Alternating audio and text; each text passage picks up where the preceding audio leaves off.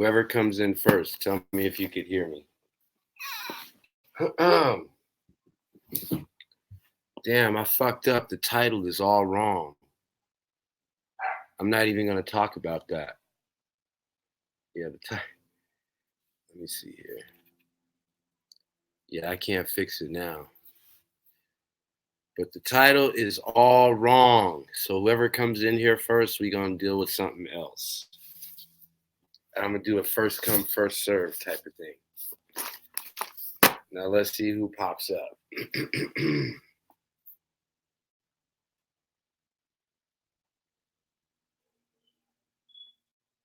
Which is even better. If nobody comes through, then I don't have to do this.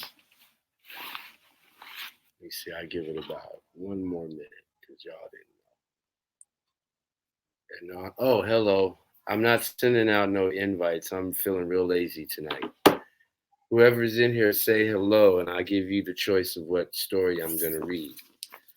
It was suggested to me that I go out and get some of these old magazines that I used to publish and do an Uncle Black story, read a feature of what I have here. But if you're gonna sit in the bushes and don't respond, I won't bother. So I have all these old magazines, right? And each magazine, there's some stories to tell. Hello, beloved. And I'm gonna let you pick the one that you want me to read, beloved one. This is my former magazine. I was the publishing editor. I interviewed all these artists back in the day. And it was suggested that I go resurrect these and do Uncle Black story time and tell my experience in the music business. So if that sounds like something you'd be interested in hearing about tonight, I'll be happy to read you one of these featured interviews. So did you see anything there, beloved, that you might be interested in?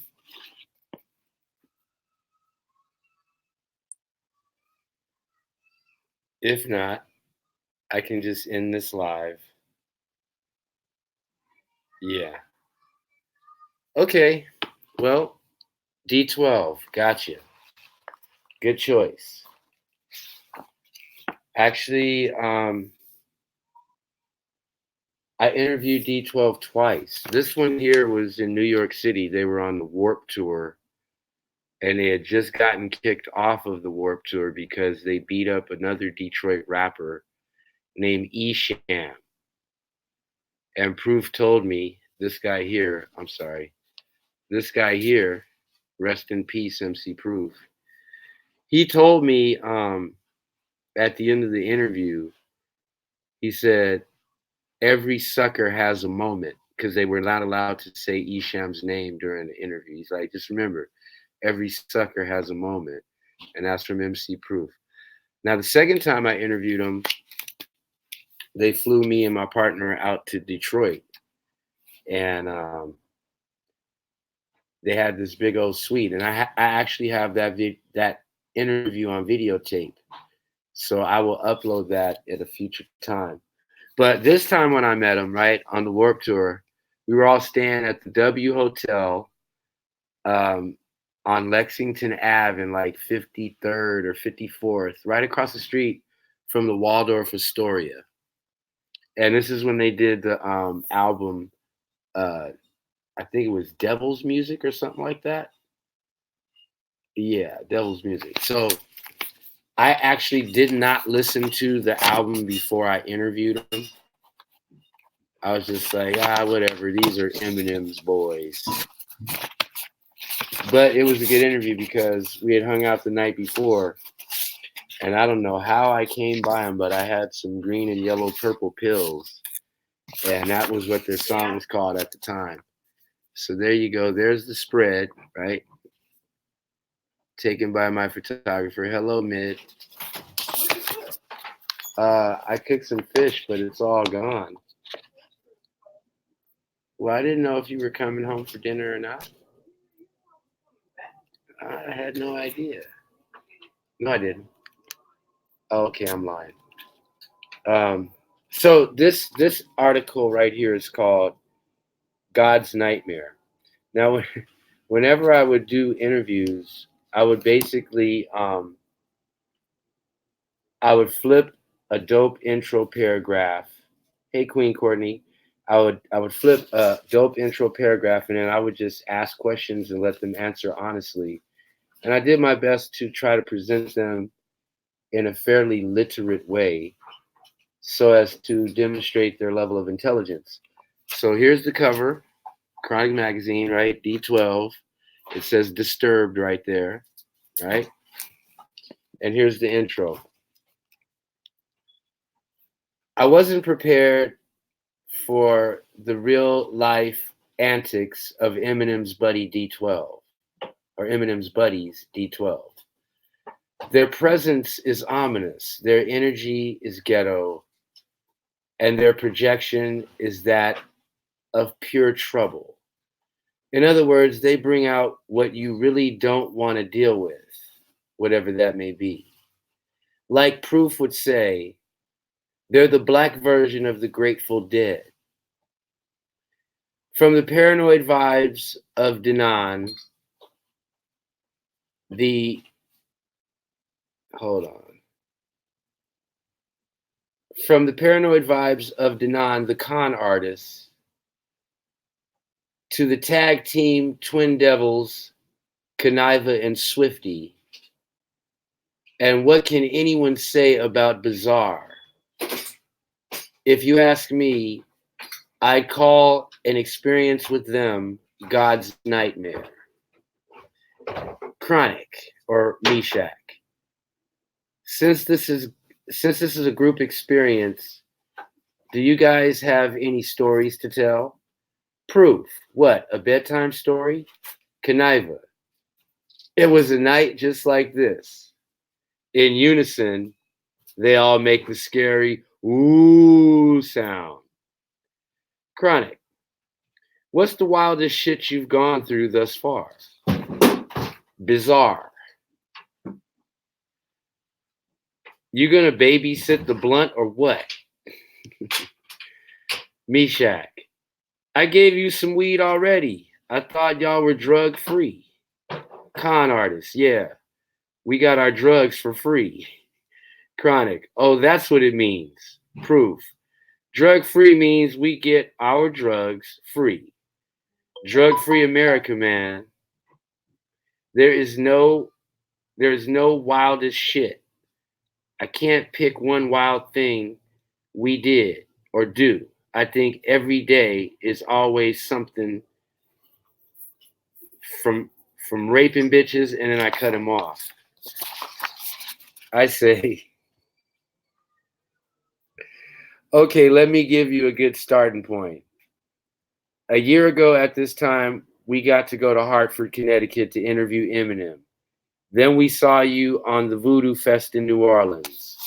From then to now, what have y'all been through, good, bad, and whatever? So basically, whenever I would go on tour, I would run into these guys opening for Eminem. And I'm reminding him of those times when I kept running into him backstage. And they were the opening act. Proof. You know what I could speak about that a lot of people get a misconception of, man? They think when you start making money in rap that you forget where you come from, underground wise. I remember me and Swift about a month ago was at a local hip hop club in the D. And we got on the mic and freestyled. And we were just fucking around doing shit for free. And everybody made it like it was just the biggest thing in the world. With me, it's just that when the fame comes, the people change and you don't change as an individual. You still do what you do, but everybody's going to look at you different. So when people say that word sellout and all that kind of shit, I ain't never heard I was a sellout. In general, when they say words like that, the motherfuckers around you changed faster than you could get to change. Chronic. Sellout could be a good thing if you sell out the shows, more money in your pockets. Con artists. We sell out, you sell out. Proof. If a motherfucker talking about he don't want to make money while rapping and don't gotta press him up and sell him, he can just stay on the corner and freestyle with a backpack, all right? Con artist, word. Chronic, a backpack, huh? Proof, right. That's what I used to do. The non-con artist still doing it, laughing. Swifty. Now we got, what do you say? Now we got radios in our backpacks. Chronic. Does the performance end when you leave the stage, or is it like the performance never ends? Con artist, it's the same thing. Conniva, it's the same. I'll be beatboxing, busting up, busy. I will be beaten busy off stage, you know?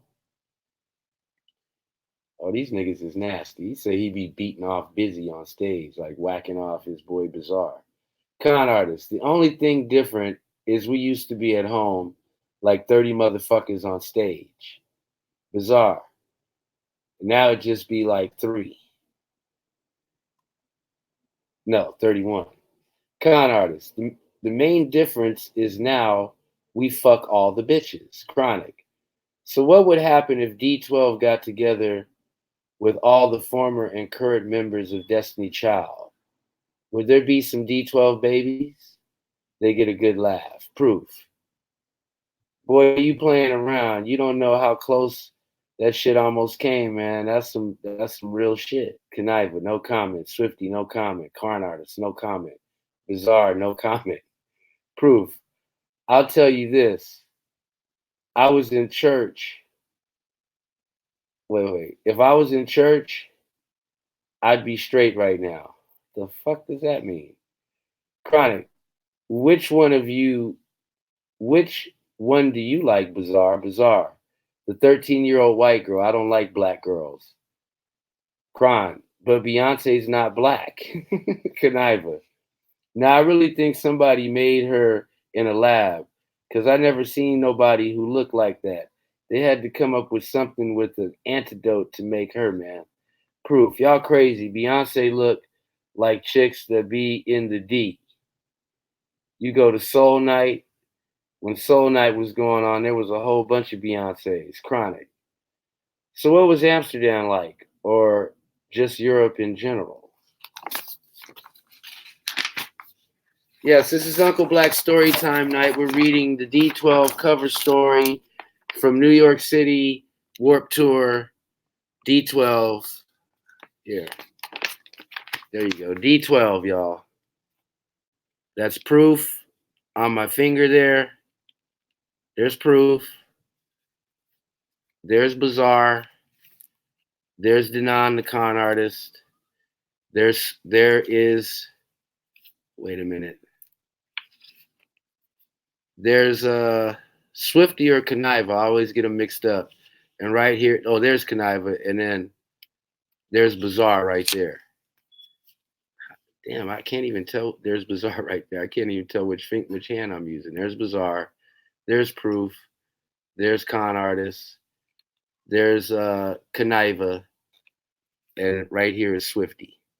Okay.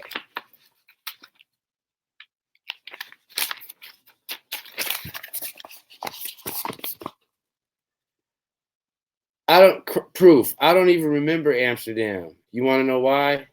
Because I was fucked up. Hold on, let me get my other pair of glasses, y'all. These motherfuckers ain't working. Let me get my Fred Sanfords out. Hold on here. Where's my Fred Sanfords? Let's see if these work any better.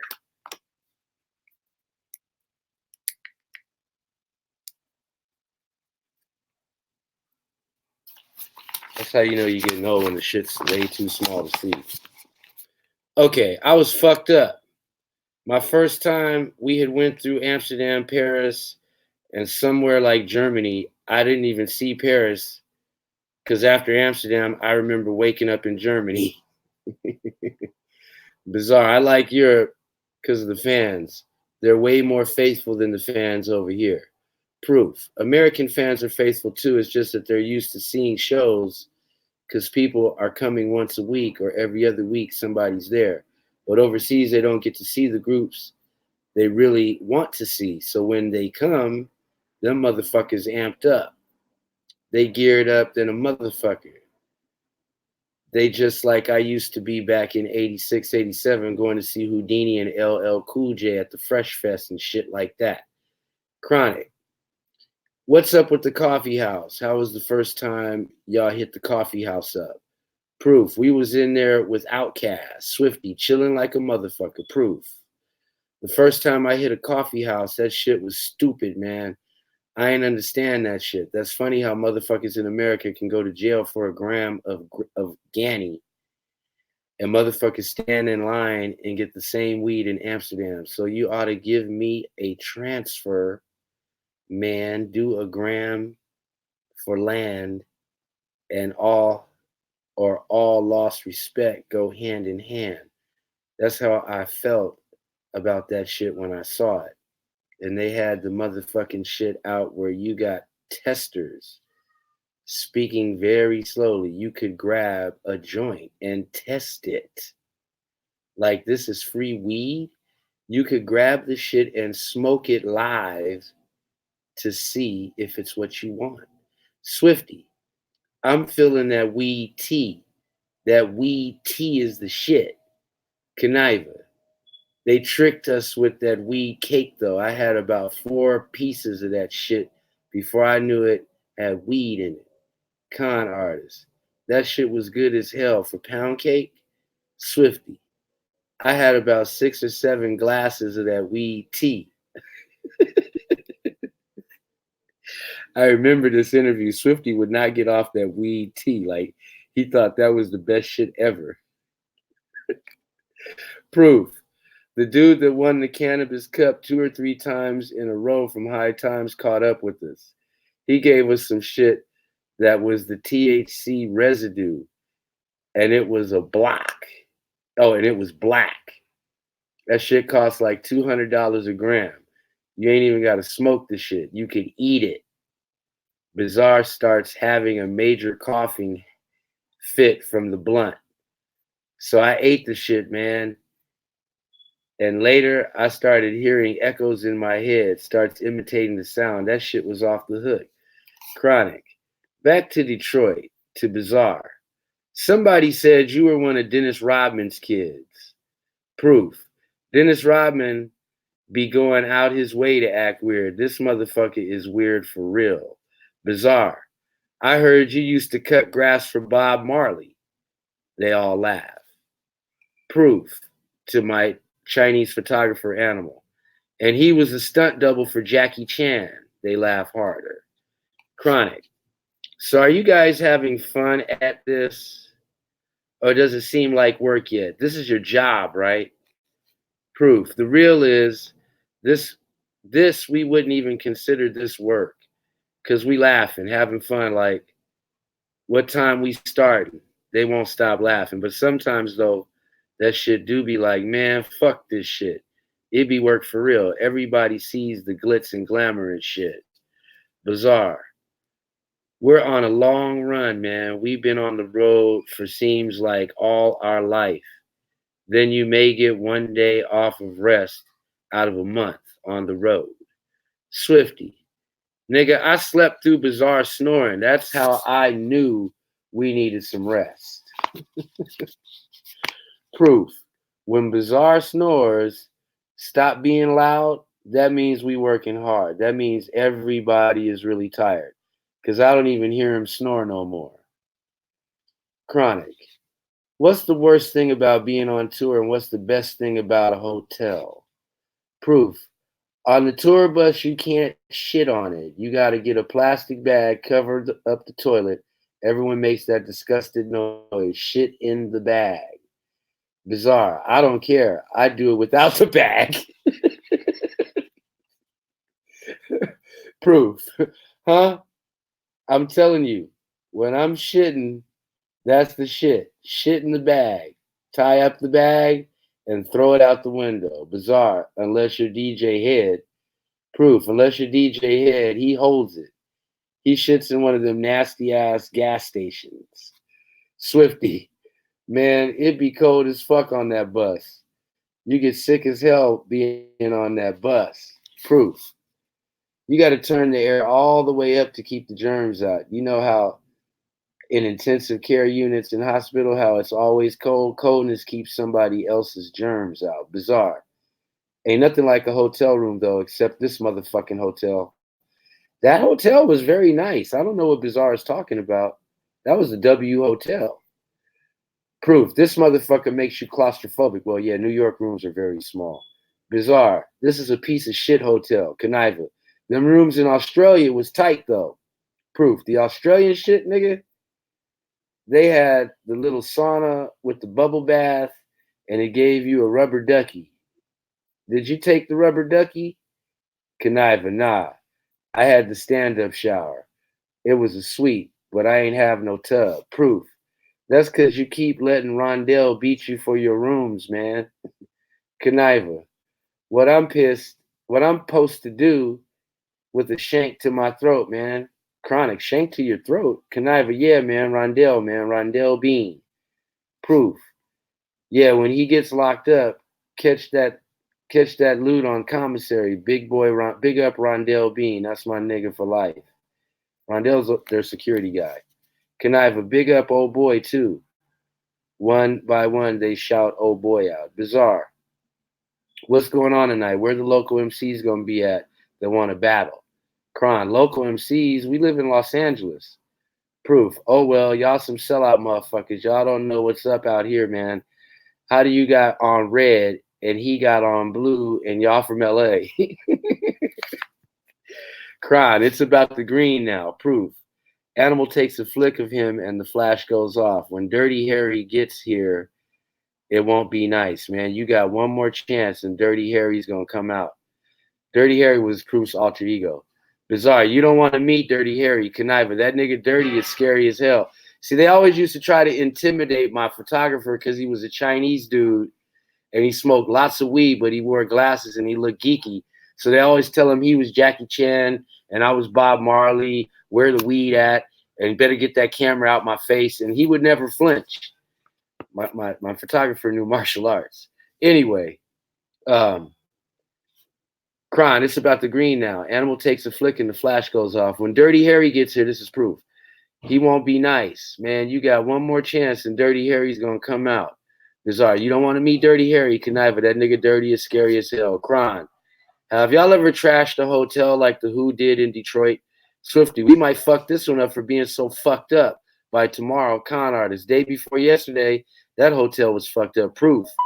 One night when I was drunk, this like my dog night right here. Con artist. Oh yeah. Proof. And I tore this hotel up in Sweden by knocking pictures down, tore up the plants and shit, kicking over shit, and throwing up. I don't know, man. We ain't into that shit. That's just gay shit. Me and M tore through some shit, though. One time we ordered a bunch of rice and started putting it all over the hotel room. M picked up this chair and slammed it. Dude broke the chair and shit. Bizarre. I'm high as a motherfucker. See, that's what I used to do, you guys. I would bring some Cali weed and smoke these niggas out and then get it all on video. Bizarre. I'm high as a motherfucker. Conniver. That boy be popping them pills too much. Proof. That was in Denver, Colorado. Bizarre. Denver. Swifty. Denver. Conniver. Denver. Bizarre. It's just like Compton.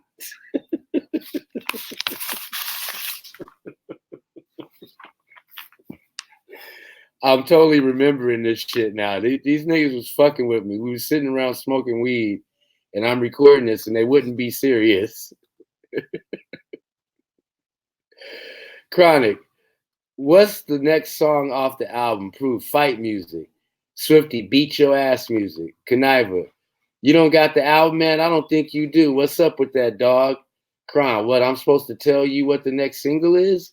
Conniver. You act like you don't know what the song is. The fucking name is Fight Music. Proof. Okay, who produced Fight Music? Chronic, I don't know. They all let out a collective, oh man. Proof, Dr. Dre. Who sings the hook in fight music? Who's the lady singing the opera part? Chronic, I ain't know. Proof, it's not a lady and it's not opera. Con artist, Eminem sings the hook. Conniver, you don't have the album, do you? Swifty, just say it. It's all good. Chronic, yes, I do. Conniver, you don't listen to it. Chronic, I haven't listened to it. Not all of it. That's the truth. I think I might have heard it, but I don't know it was fight music. Proof. All you have to do is tell the truth, black man. Conniver, that's all it is. We all peeps in here. See, they was fucking with me like they was about to kick my ass if I didn't listen to it, right? You know, Uncle Black got a little nervous. Proof, don't try to clean it up. You didn't hear it though. Listen, you got a kid, right? Do you think you busted a nut? Or do you know you busted a nut? Chronic, I know I busted a nut. Proof. So do you think you heard it or do you know you heard it? Chronic, I think I heard it. Proof. I rest my case. And that was the interview, the first time I dealt with D12 in an official capacity. Now I got one more for you. I'm gonna let y'all pick. Okay, we can do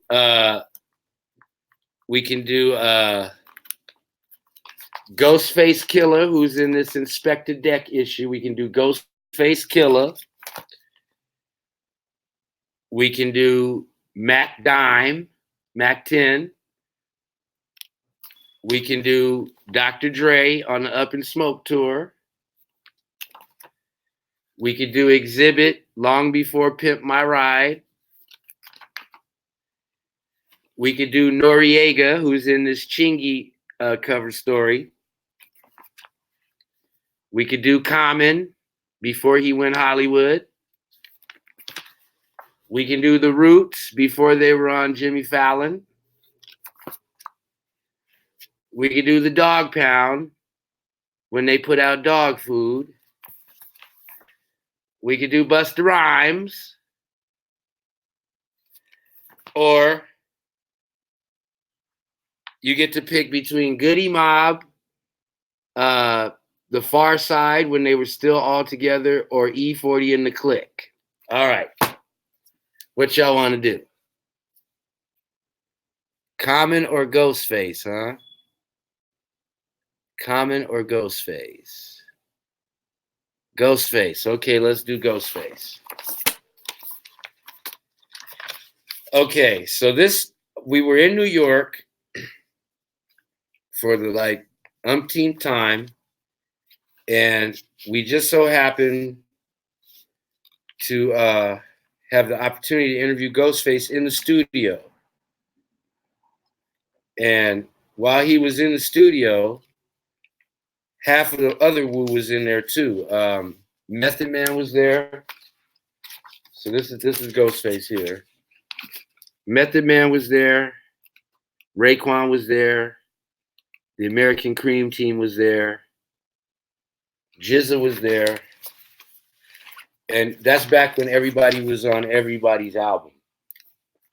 So again, it should say the studio we were in. It was one of them big high price studios. I forget which one. And these niggas was just in there smoking and drinking, wasting time, and signing checks for the record company to pay all these bills. Okay, it's called Soul Controller, Ghostface Killer.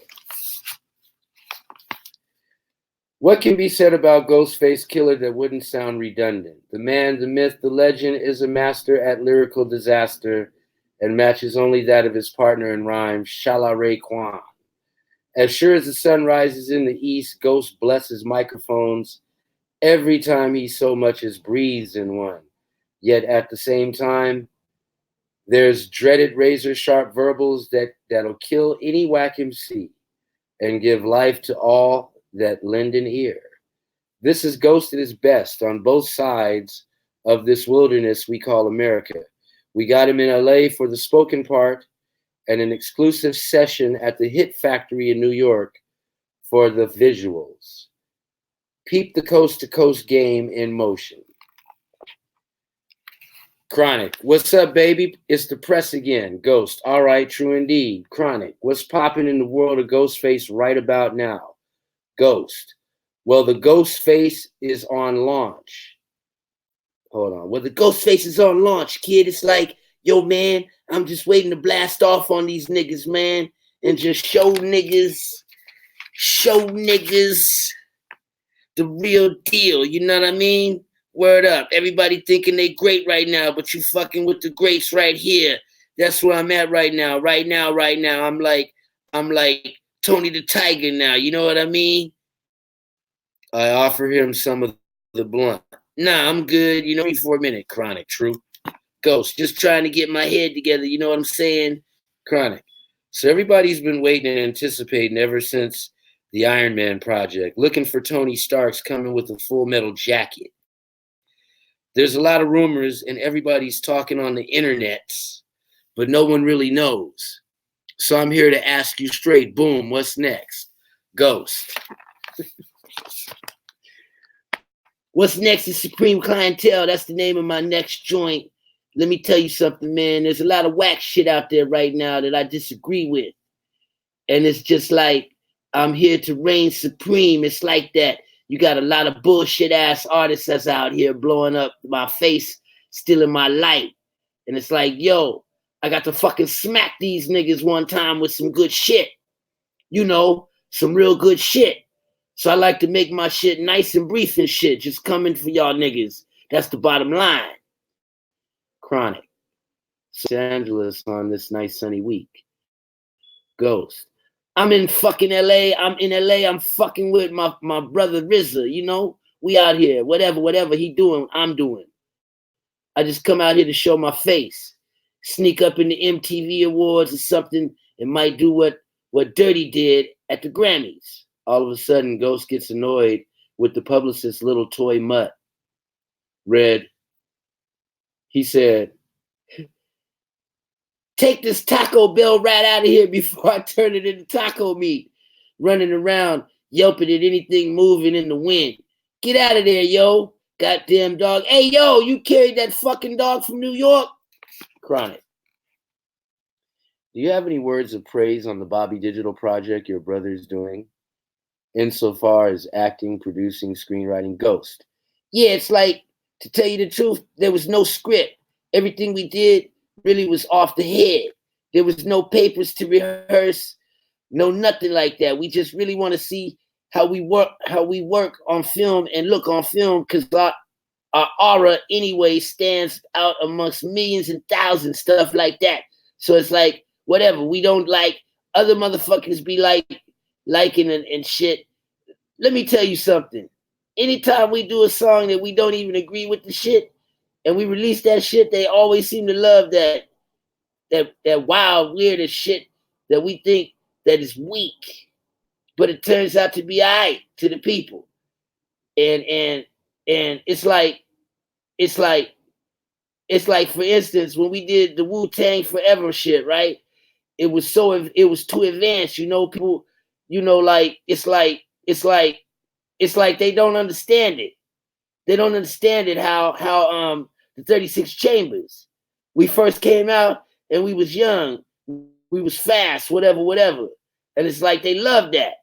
They could understand that more than they understand with Wu-Tang Forever. So I'm just saying, like, basically, fuck it, man. We both laugh without putting too much on it. Chronic. But you know that everybody will still catch that first project. I'm sorry, but you know everybody still had to catch that first project when you came out with Iron Man. Everybody still had to kind of catch up to it from the Cuban Links album. Same with the first two Wu joints. Heads bum rushed the second joint on the strength of the first one, but they're still catching up to it more. Like the RZA said before, it might take them till 2000 to figure it out. By that time, it'll be on chapter 3. Ghost, right. Chronic, another chamber. Ghost, right. Chronic. In the meantime, everybody's salivating for the solo projects, you know what I mean? Ghost, right. It's like now we looking at a bunch of great men right now, you know? It's like, yo, people recognize our potential because I guess, You got what? 4.5 million fans, make them recognize the potential. But it's like the corporate world has to start recognizing now, you know what I mean? Because it's like radio is limiting us, stopping our production for us spreading the knowledge and teach the truth to the youth. It's like they stopping it. Now they rather put you in the club with all this dance music shit when you never know. Motherfucking somebody from Iran might launch a fucking missile over here and you over there in the tunnel or somewhere dancing, banging your back. And then when it hit, you fucked up when you should have been aware. So they trying to limit our power and stuff like that for us not to be seen and heard and shit. Chronic, what are your feelings and your vibrations on being visible with awards and then maybe being not so visible with rewards? Ghost, I don't give a fuck about no awards. If I see, we teachers, our job here is to civilize the uncivilized. If I could just civilize one motherfucker, I'm happy. It's like I don't gotta sell 10 million or 50 million copies of shit. I don't care about all that shit. All that shit is just a big illusion. And this whole shit is an illusion. But people don't see it that way because they fall victim to the illusion. So it's like, I don't need $50 million, man. Just let me be comfortable.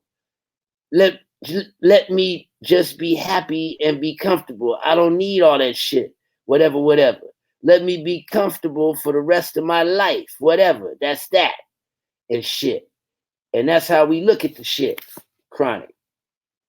Do you have any views on prophecy and some of the things manifesting what is spoken? For example, your brothers are teachers and knowledge of gods and earths, and at the same time, ghosts. We teachers of life. Word up. Chronic. And no matter where you are on the face of the earth, you're treated as the highest of the high. Prime example is we're here at the top of this hotel where a few years ago, brothers weren't really staying at these places. We were at the Chateau Marmont where John Belushi, committed suicide. Like Robert De Niro and them stay there. This old school Hollywood hotel on Sunset Boulevard in Beverly Hills. Anyway, and no matter where you are on the face of the earth, you're treated as the highest of the high. Prime example is we're here at the top of this hotel where a few years ago, brothers weren't really staying at these places. And this is worldwide. So do you have any views on prophecy manifested? Ghosts, you got to be more specific. Chronic. Well, we're here with all these cameras and press. Ghosts. These are just rewards for things that we did from the hard shit that we put in.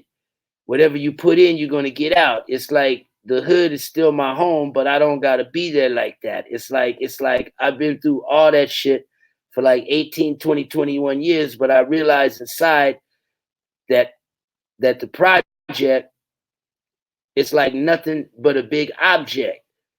We're objects to the motherfuckers that made the project because it was all a plan to put niggas there, to put stores on every fucking corner, fill them up with candy, liquor, all that bullshit, throw the guns in there, throw the cracks in there, and let niggas kill each other. You get 2 for 1s. It's like I come to try to conquer this motherfucking building and shit. You fuck around, I kill this nigga, and then come the cops come and get me, and they got 2 for 1. So it's like it's all a plan. So I recognize that, and I know that's the negative part, because it's not the best part of the soil right there. That's cement. Those are nothing but a dead planet within that shit right there. It's no life. It's like the moon. There's no life on that shit. There's no water or nothing. So that's the best part. When we came, Allah preserved us for the best part. And that's how come we was there, originated back in our home and shit. So I understand my surroundings and my environment. So that's how come, like I said, whatever we put in, this is what we get out. We doing business right now. It's like I don't fall victim to all this. It's all good and all, chains and whatever. He's pointing to his medallion and his Jesus piece. See, this is it. This is when we were in LA and I interviewed him at the hotel. See that back there is the hotel Chateau Marmont, and that's his Jesus piece. He's talking about it's no big deal. He also had his Wonder Woman, you know, that big fucking medallion that looks like a dinner plate. Okay, here we go. It's all good and all, you know, chains and whatever. I mean, whatever make a nigga feel good, that's what I'ma do. That's all. That's all and shit. If I feel good with sneakers every fucking day, whatever on my back, whatever. But let me tell you something. I take care of my children. I teach the youth. I civilize the uncivilized. I give to the needy. I do all that, and I don't look for nothing to come back. Because all this is Allah's planning. All this is Allah's plan right here. Everything is meant. Chronic, pointing to his Jesus piece. Can I take a picture of you holding that up? And I wanted to ask you, what does that symbolize to you, Black Jesus? Ghost, Black Jesus? Jesus was a black man. That was my brother. You know what? We come from the same place, the same bloodline and all that shit. You know what I mean? We the original man of this planet Earth right here. Jesus, you know, he was a great man, prophet. He got knowledge and wisdom. He had his shit. So it's like I see myself. All of us being Jesus, even Muhammad, all of them. We all the same. A alike, be alike, see alike. So this shit right here might look like a white motherfucking Jesus and shit. I don't give a fuck what it look like. Because I don't fall victim. I don't pray to this nigga right here. It's like this is what we portray to see fucking Jesus when we was growing up in churches and shit. So when people see this on me, they be all, that's that Jesus. Why he rocking that shit? But talking this shit. But I'm the sole controller of this universe right here. I'm the master of all this. So I wear anything around my fucking neck, whatever. We the gods, man. It's real, you know. Come on, G. Chronic. Kind of caught off guard. Yes, it's sighted and seen to me as a historian who studied Marcus Garvey and Noble Drew Ali to see the prophecy manifested in brothers like yourselves. Ghost, ourselves. Chronic. In this time, Ghost, annoyed again, this time about a plate of pizza. Yo, who put this fucking cigarette on my fucking pizza? Hey, yo, God, to one of his younger gods. You was smoking this cigarette, right? How you gonna do that shit to my fucking pizza, B? And that's the end of the Ghostface Killer interview. Now I'm down to do one more. I'll give you guys the choice. Busta Rhymes, the Dog Pound, the Roots before they went to Jimmy Kimmel. They're in here. I did another cover on them, but this is Tricky from England. Common before he became an actor. Noriega from Drink Champs in the Chinky issue. Exhibit before Pimp My Ride. Dr. Dre on the Up and Smoke tour. Or Mac 10 from West Side Connection. Okay, let's see. Okay, Busta Rhymes, you got it. And then after that, I got to go. Okay, so this is the shot of Busta Rhymes that we took backstage at the House of Blues in Los Angeles. Also this cover, right?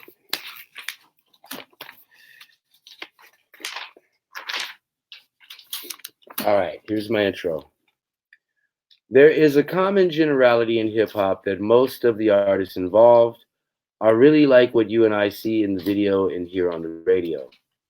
Oftentimes, people feel like they know the artist based on what they saw and heard in the media. Busta Rhymes is like the Metallica of hip-hop.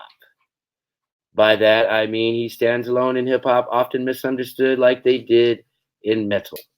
Like James Hetfield, Busta Rhymes' lyrics exposed things to light that were long in darkness. And similar to Hetfield, Ulrich, Hammett, and Neufeld's unique brand of compositional hard rock. Busta Rhymes almost effortlessly seams his delivery and flow with a productional arrangement on When Disaster Strikes that feels like part two of his debut LP, The Coming. Almost like the Load and Reload projects by Metallica. Lastly, just like Metallica, Busta Rhymes has endured while constantly elevating his stake in the hip-hop game. Beyond that, on the strength of three previously unpublished jaunts with Busta Bus, all the way back to Leaders of the New School through The Coming, Chronic is proud to present a headshot cover story on the man who says the whole world's looking at me. Here's another picture of him. All right. Chronic. So once again, we have the opportunity to kick it. Busta, hell yeah, hell yeah. Chronic, sharing time and space with Busta Bus. Busta, hell yeah. Niggas greet each other with hugs and pounds and a big fat blunt. Chronic, live and direct. Busta, hell yeah, kid, word up. You know my motherfucker, you know you my motherfucker. Out of all these cats up in this media shit, you definitely one of my ace boom coons, Duke. Always come through and uplift the spirit. My shit is crazy right now. His voice trails downward, and we could feel the intensity of his vibes throughout his whole being. Chronic, so what's on your mind, like right now on this day, in this time, in this space? There's only 2 years left. It was a joke Busta had about coming up to the year 2000. There's only 4 years left, right? So at this point, there are only 2 years left. Busta, word up. Well, today in particularly, I got like 1,000 things on my mind at the same time. One of the first calls that I got this morning was from my son misbehaving in school and shit. And you know, it's just like when you get them kind of calls because it's an important area in your life that really comes before all this other shit. And I got to be like out here doing this album shit and promoting the album, trying to plug my shit so the niggas is feeling what I'm doing. And my son is needing his father right now, not just on a discipline level, but on a level of guidance so he knows how to be the way he needs to be. And I ain't there to cater to that responsibility. So in one area, I'm kind of fucking up. I ain't really there to represent in that way that I want to as a father. And I want to be there badly, but I can't right now because Chronic, like how Wyclef says, you got to be gone till November for a minute. Busta, right.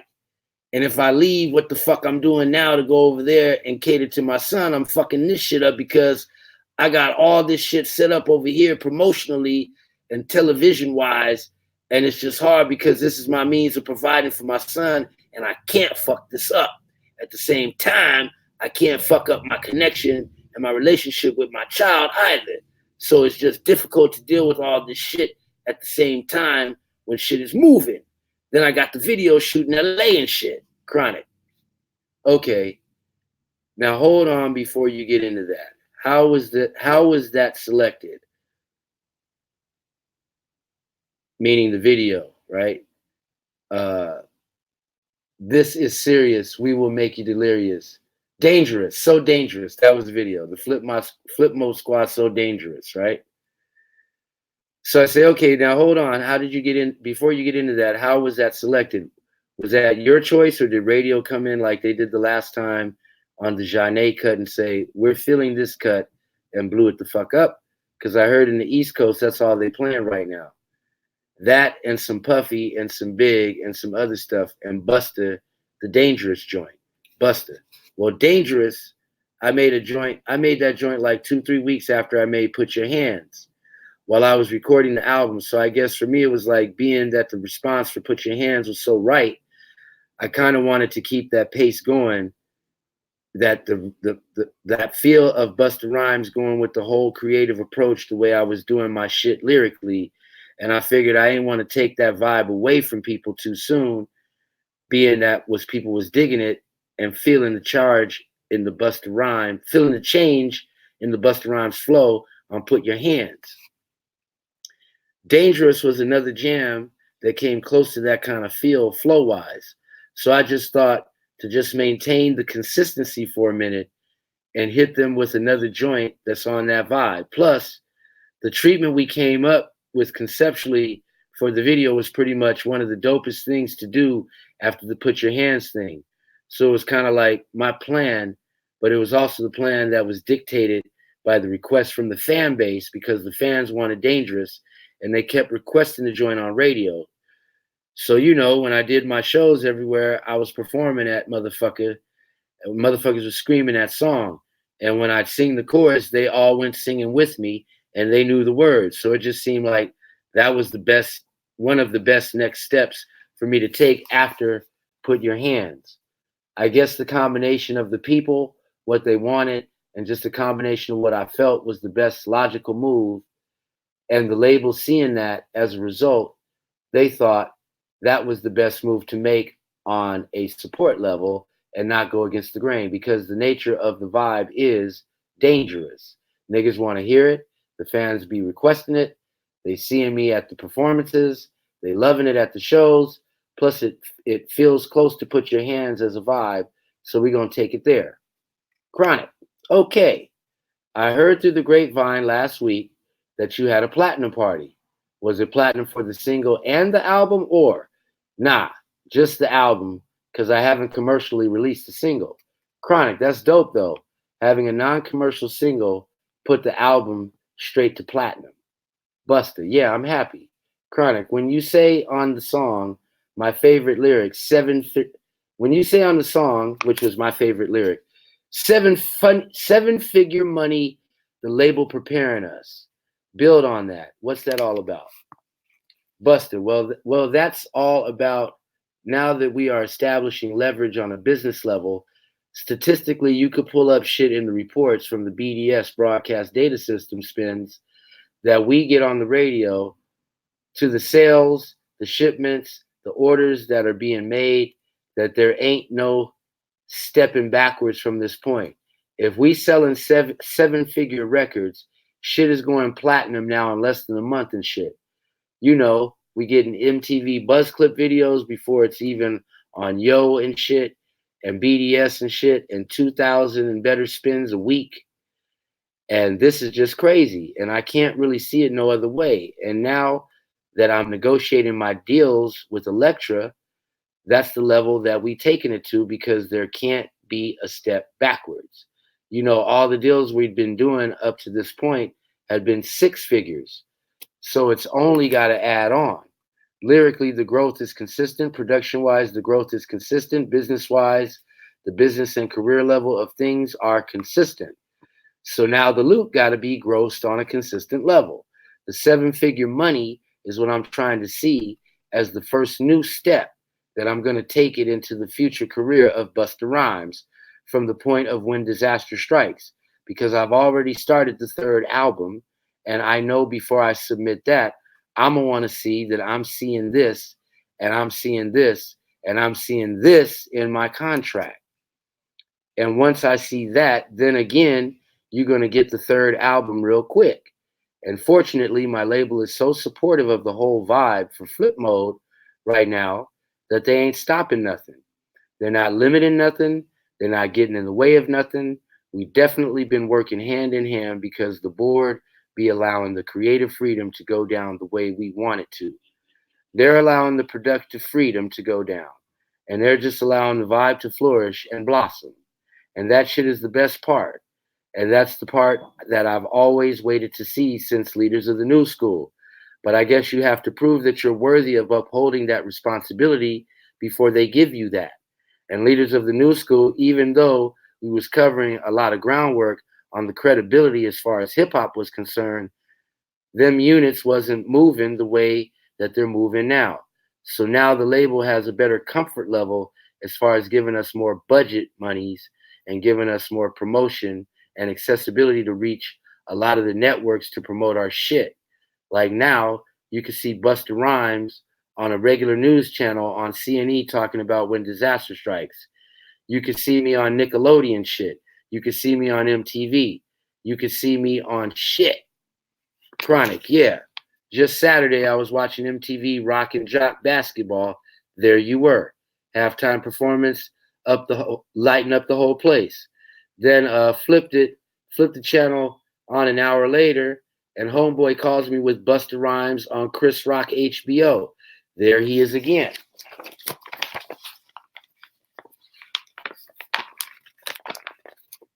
Now, right here, he's quoted as saying, "It ain't Blaze, but his groundwork is cover. A couple of niggas know about Rampage." See, the whole thing about labels is once you're hot, you're supposed to bring out other artists and go on and go on and go on like a big pyramid Ponzi scheme. All right, so yeah, Busta, word up. And that's the blessing that comes with being successful in this rap shit. They start to see you moving them units and selling them records, and people definitely get behind the shit. Chronic. But it's kind of sad though that that's what it takes. Busta, yeah, that's what I was about to get to. Was that's the shit you have to go through to get to that level. Sometimes in a way it's so fucked up and discouraging because it's so much shit that you got to deal with that sometimes, man, if it ain't in your spirit and in your heart to tolerate the fuckery, you ain't gonna never see it the way it might already be laid out for you to see it, because you just don't have the tolerance or the patience to take it to that level of things that's already there for you. And this shit gets discouraging. And it's like for a lot of motherfuckers, niggas is coming, but especially right now, that's why I love hip hop right now. Like the current state, you got a lot of debut artists that's just blazing, shipping gold, shipping platinum. Foxy, Little Kim, B.I.G. first album. That shit is working well for a lot of motherfuckers. Unfortunately, a lot of the motherfuckers that it's working for has to do or go about it in a certain formula. Like they got to do this particular kind of record to blaze. And I don't actually work with artists that do those things. I usually work with artists that have something ground zero to contribute. That's just some other shit that maybe has to be fed to the marketplace 2 or 3 albums before it starts to get the props. I guess it's more challenging for me and more exciting for me to go that way because, for one, I went that route and it worked for me. So I can at least promise other motherfuckers that you don't have to necessarily go the formula route all the time. Chronic. But then, like, you got into the game early. That's why, you've had like so many years to build. For a lot of these people, Busta cuts me off. It ain't that much time for them. Definitely. And I keep that in mind. And um, that's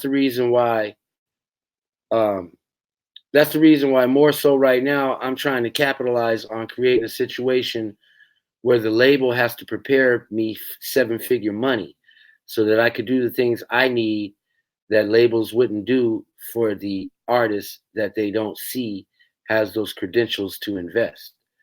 Chronic, they have to have faith in you. Buster, right. They haven't established enough credibility artistically to be able to pull on the paperwork and see we are worthy of $1 million budgets.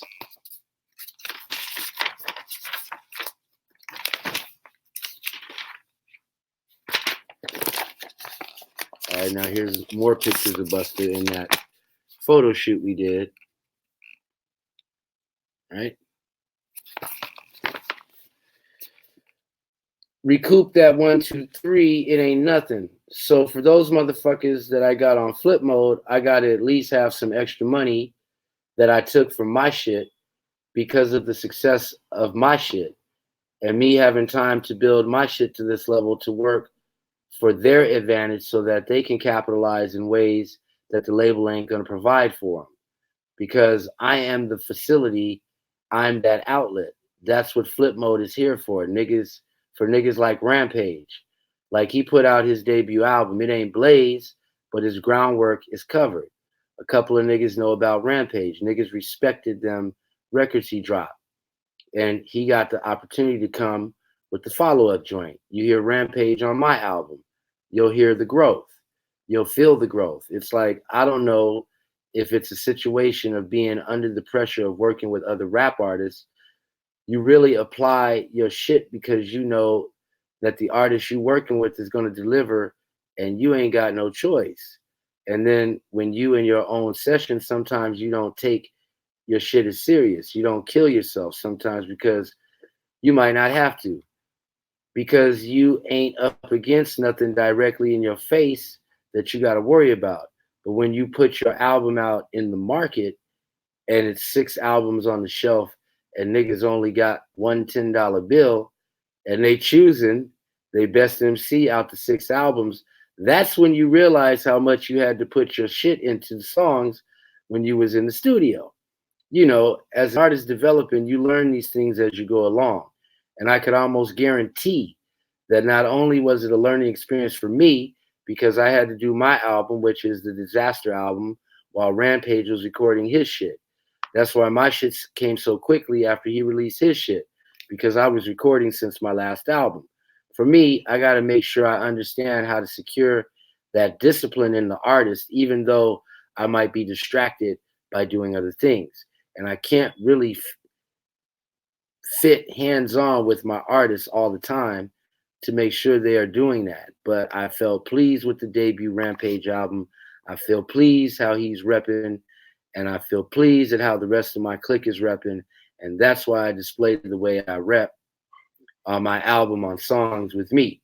But you know, 7-figure money is what we all have dreams of seeing as the non-white privileged families that are born into those type of fucking dynasties where their generations way before them have been paid forever. Chronic, old money, Buster, huh? Chronic, old money, Buster. Yeah, you know that. You know what I'm saying. So we, the X generation, so-called, good.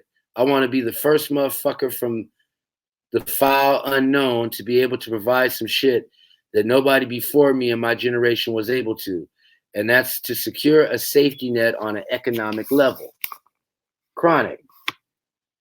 Okay, so before we leave the subject of videos, how did you come up with the concept for Put Your Hands Where My Eyes Can See? And on the flip side of the flip mode, which is the squad, what's the concept going into this dangerous video? Buster. Well, I ain't going to tell you the dangerous joint because just how Put Your Hands surprised and shocked everybody and pretty much came by storm, I feel the safest way for me to be, I'm ahead of the game and nobody don't really know what trail I'm on right now, because I went from screaming on records to coming on a little more control level, delivery wise, and new flows.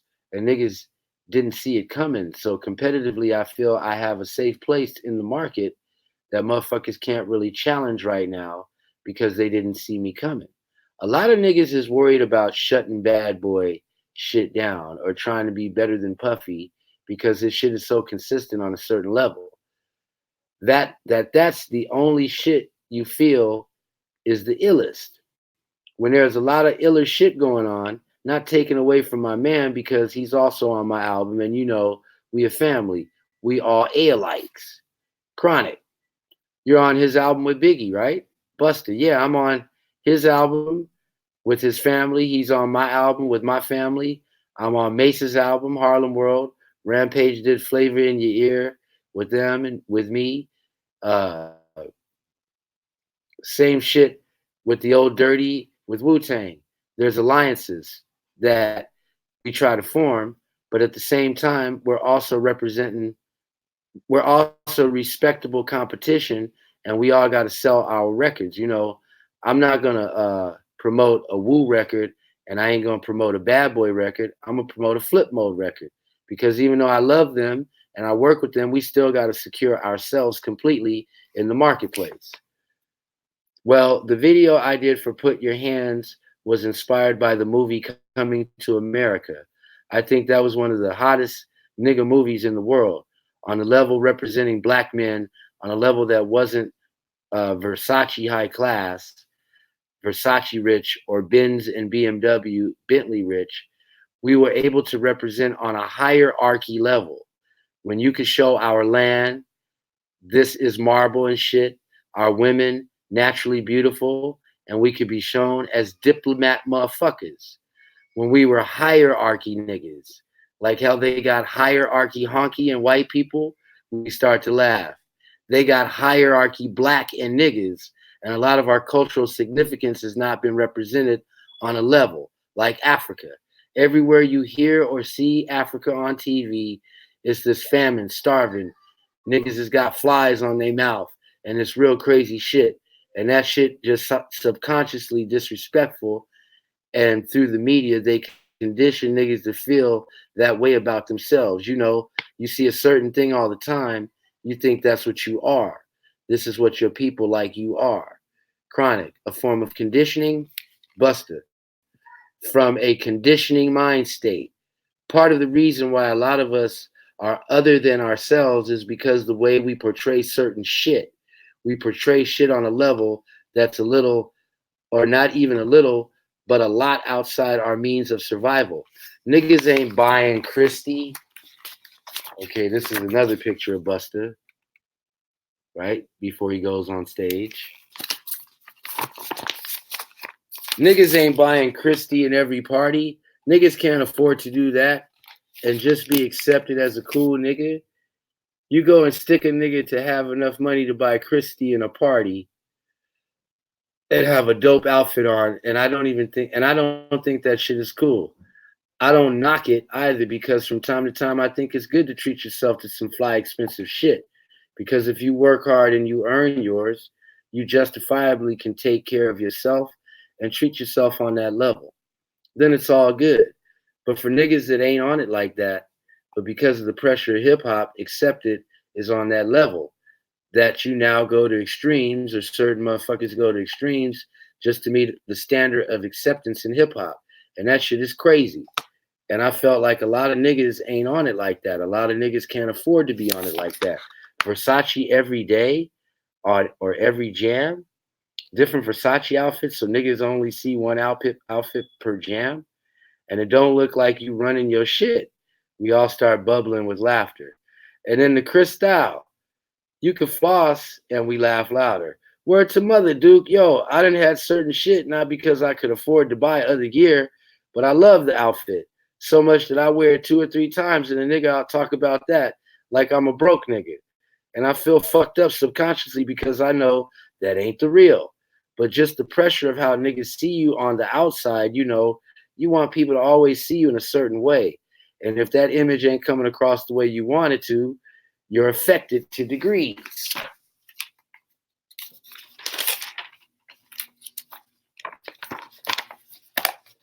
Now, this is my old neighbor, Marby, when he was a little kid. He grown now, though.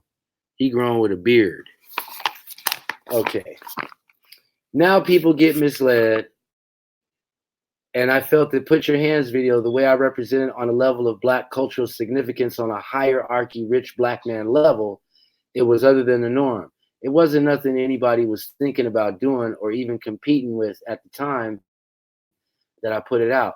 And I felt like traditional leaders of the new school standards. We're going to always lead the new shit. We're going to set the standards, and we're going to make motherfuckers come to terms with the level of things that I'm taking it to. Because I ain't taking it to their level. I'm taking it to my own level. I'm going to have niggas meet me where I'm going to be at or where I'm going to take it to. Because at the end of the day, I don't want to be pressured in a way where I have to be stuck in a certain boundary of music where niggas is expecting certain shit from me every time I come. Like niggas was expecting probably another type of woo-ha on my album. I don't want to be stuck to nothing because there ain't no limit to Busta Rhymes, first and foremost. So Put Your Hands Where My Eyes Can See video was just something to break the barrier of what's been going on. What might have continued to go on if I didn't do this video. And I ain't trying to say I'm the Holy Ghost of hip hop, but what I'm saying is that when Busta Rhymes come, Busta Rhymes is going to offer some shit that you only going to see from if Busta Rhymes do it. Because there ain't going to ever be something that I do, or at least I'm always going to make a strong effort to do things that other niggas want to do, but only in their feelings. They ain't really got the know-how, the spirit, or the gut to take it there on an action level. But because it's so banging when I do it, they feel like they wish they did it. But they ain't going to do it because they just not there like how I'm on it. You know, always make a strong effort to do things that other niggas want to do, but only in their feelings. They ain't really got the know-how, the spirit, or really got to take it there on an action level. But because it's so banging when I do it, they feel like they wish they did it, but they ain't gonna do it because they just not there like how I'm on it. Just like Biggie and Puff and them, certain things that they do, I think is blaze that I just wouldn't do or couldn't do because they're on it on a certain level that I'm not on it or that I won't take it to. But all the same time, there ain't no limit to Busta Rhymes. I don't know what level that I won't take it to, but other than that whack level, that's the one level that I will never take this shit to. I may not always have the most blaze shit, but I know my shit will never be whack. That's my word is bond on everything I love, Duke. And before I start to do whack shit, I would be glad to play the back seat and let other niggas do their thing and just be a fan from a consumer point of view, 100%. Chronic. I noticed more than once you drop leaders of the new school. This brother is always asking me, pointing to Animal, the Chinese dude, in terms of like reunions. EPMD is back. Brand Nubian is talking about coming back. What's the status of leaders of the new school? Buster. Well, the current state of leaders of the new school is cool on a social level. Like we ain't really looking into business with each other right now. Only because everybody has agendas right now that they've been in the middle of since we parted. Milo got kids, I got kids. Brown and Dinko don't got kids yet, but speaking for myself, I couldn't sit around and not know what I was gonna do, but for so long, because my son's gotta eat. Before I sit around and not just have my son hungry, but have myself living life, I'm broke or if I'm unhappy or poor. Not saying that you need money to be happy, but you need to have direction in your life some kind of way to have happiness. You can't be a lost motherfucker and expect to be happy. And I felt like I had to figure out what I needed to do for myself as an individual and what I had to do for my family because I had to provide for my son and his mother. Even though me and his mother isn't commonly dealing anymore, she is still always going to be bloodline now that the link was made because we made a baby. And whatever she need, being that my son is in her custody, she got to have it to get it for my son's comfort and my son's benefit. But at the same time, the main thing is Busta Rhymes got to be comfortable. Busta Rhymes got to be happy so that I can make the extensions of me happy as well. So I didn't want to be a solo MC in the beginning, but I had to because I love rhyming and I wasn't going to give it up because leaders was a no more thing. But Chronic. So is it like they just weren't into it no more? Or what? Buster, no. They just all got into trying to produce groups on their own and do solo things. And nobody except Buster, of course, has brought it to the home plate yet. Everybody works in their own time frame and pretty much, I guess, will roll when they're most comfortable rolling.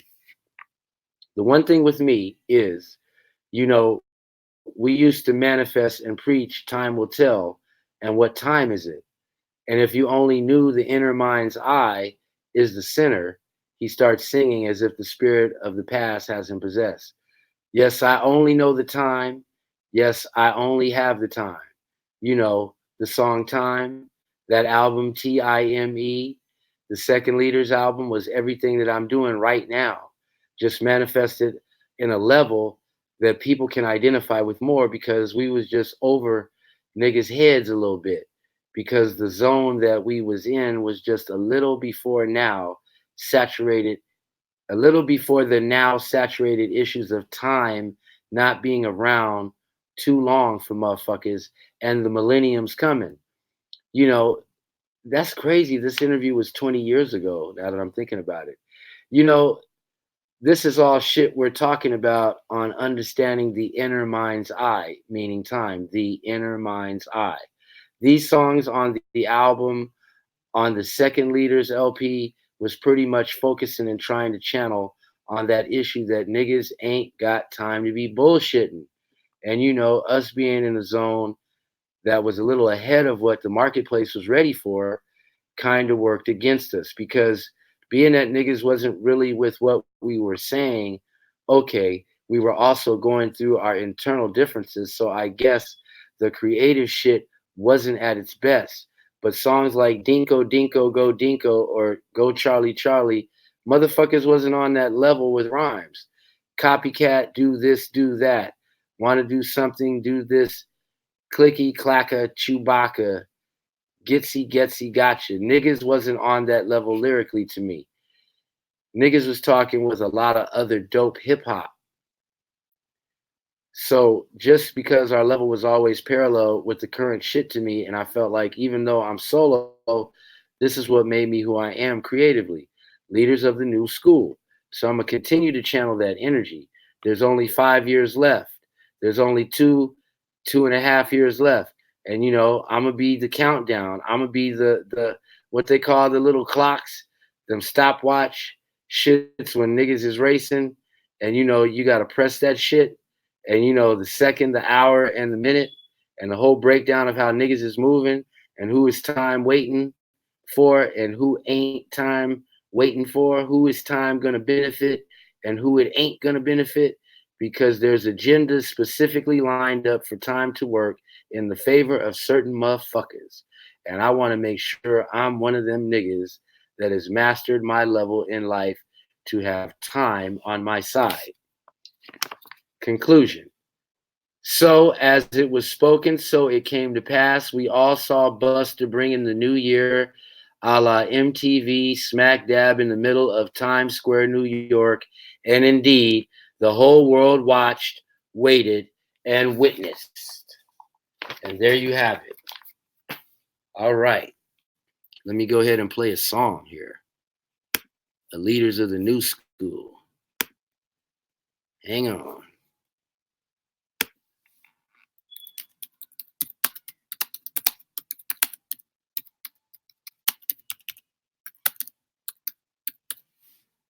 Okay. All right, hang on.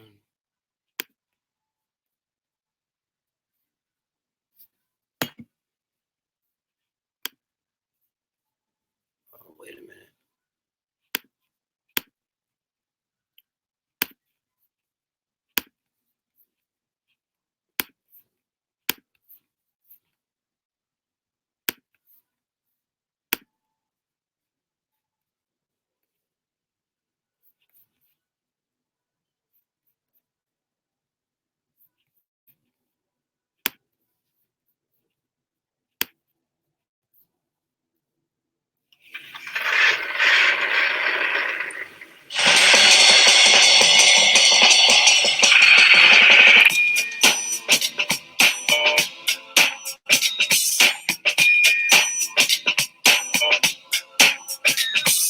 Remember the days when I was walking and talking, doing what I gotta do, doing what we wanna do. Offer to my walkers on missions. With the brothers that I knew with the rides drove by. Only nights in the days looking down the road, seeing beautiful girls with the carloads. Yeah, they are screaming, wish I had a little ride of my own. But since I don't, that is my sob story. My missions will continue as I keep on stalking. The stamina was dying from the constant walking. Right before the moment I began to call to my man Brittle, who had a sunroof and all.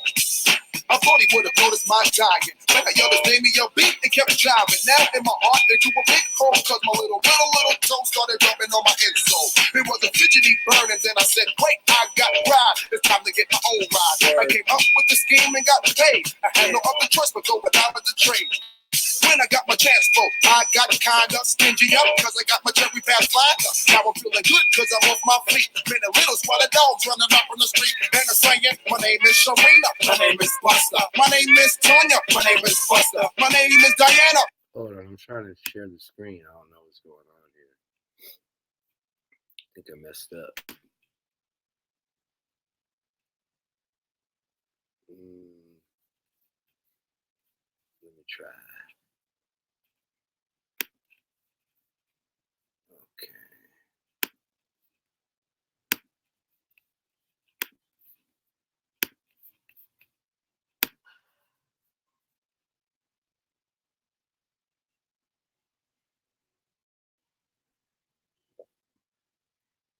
Nope, it's not sharing. All right. So anyway, I hope y'all enjoyed the live. I'm hot and sweaty, and I need to go on and head to Monkey Beat's place. But I'll try to do more shows like this if y'all are interested. But thanks for stopping by and enjoy your Friday night. I really appreciated that. And I'm gonna go get me a cold beer and a nice spliff. Peace, y'all. See you soon.